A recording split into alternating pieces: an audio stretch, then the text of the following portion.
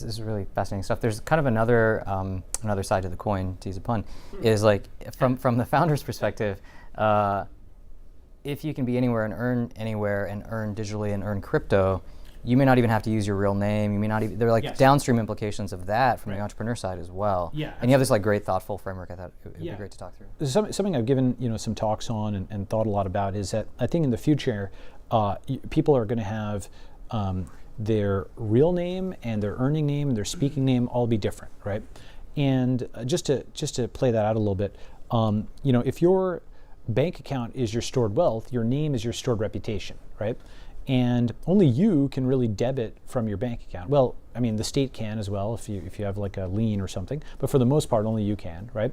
But anybody can debit or credit to your name simply by writing an article or putting up a video that surrounds your name in negative adjectives, right? And nowadays, everybody is not just a journalist, but a public figure. So the refuge that was previously there, like you had to be a star or a celebrity, is no longer there, right? Like if you're on the internet under your real name, you've put up a global identifier. Another word for a name is a handle. So visualize like a handle where someone's pulling the file of information on you, right? And that happens all the time, right? If somebody gets into an unpopular situation on the internet, boom, the handle's pulled, attack, right? Okay. So what is the kind of evolved societal defense against that, right? What I think happens, one of the greatest things, I mean, Satoshi, what he gave us is so amazing. It's got so many different implications. But one of the most amazing things is he's probably the world's first pseudonymous billionaire, right? Like arbitrary amounts of money can now be made pseudonymously, right? And, so what that means is you can create value, but, like if folks try to dox you, they try to assassinate your character, it doesn't matter. It just washes off like rain, right? Like if you think about Satoshi Nakamoto, there's a million articles on Satoshi Nakamoto. This cloud, of energy floats around him. All these journalists have tried to dox this person or people, but the human walks unscathed, right?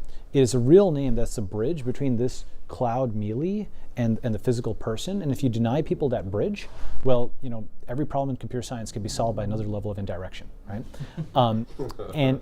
And so denying that bridge, this is what I think about a lot. I think about the pseudonymous bridge, right? So we've solved it for money in the sense of something like Zcash. You can take your net worth, convert it into crypto at Coinbase.com, turn it into Zcash, right? Send that offsite and then do a single shielded transaction. Boom, you're now off the grid, right? Local laws may apply. But what you can't do is you can't take your name and your backlinks, right? Because taking your name and then pseudonymizing that's less obvious how to do that, right? So one way of thinking about that is your money is fungible, and therefore like $1 is as good as another dollar, one ZEC is as good as another ZEC. But the set of backlinks is a great way of thinking about your reputation or your name, like your Twitter followers or the folks who will take your call or whatever, right? Those are non-fungible, and porting them to a pseudonymous environment is non-obvious, right? Now, one thing, of course, you could do is just like start clean over here, and on purpose, just start clean pseudonymously. Another thing that could happen, and I think this does happen in the next 10 or 20 years, is people start using not just one pseudonym, but multiple pseudonyms. They speak under one pseudonym and they gain reputation under that, but they earn under a different one, such that if this person tweets the wrong thing or people yell at them on Twitter, like the trail stops cold over there. They can't get to their earning, right? They can't cut off their income, their bank account, all that type of stuff, right?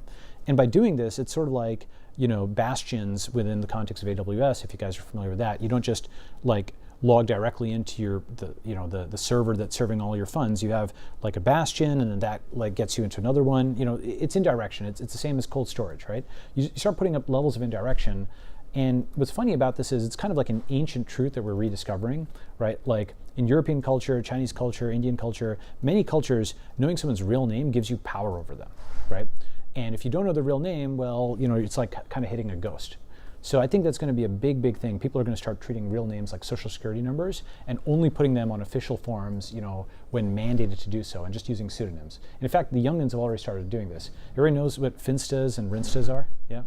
So you Gen Z, millennials, whatever, for those who don't know and who have become old, by the way, for 29 years of your life, you're young, then 11 years you become old, right? That's happening to me next year. Okay. So for those who don't know what finstas and rinstas are, Your Rinsta is your Instagram under your real name, and your Finsta is under a fake name. And so the Rinsta is like the kid in their graduation attire next to mom, apple pie, and the Finsta is them being a kid, right? And it's under some fake name. Now the funny thing is, the Rinsta is the fake them, and the Finsta is the real them, right? And so that's an evolved behavior, which 10, 15 years younger than us, those kids are already doing. So I see this wave of pseudonymity, creeping up. Anyway. Yeah.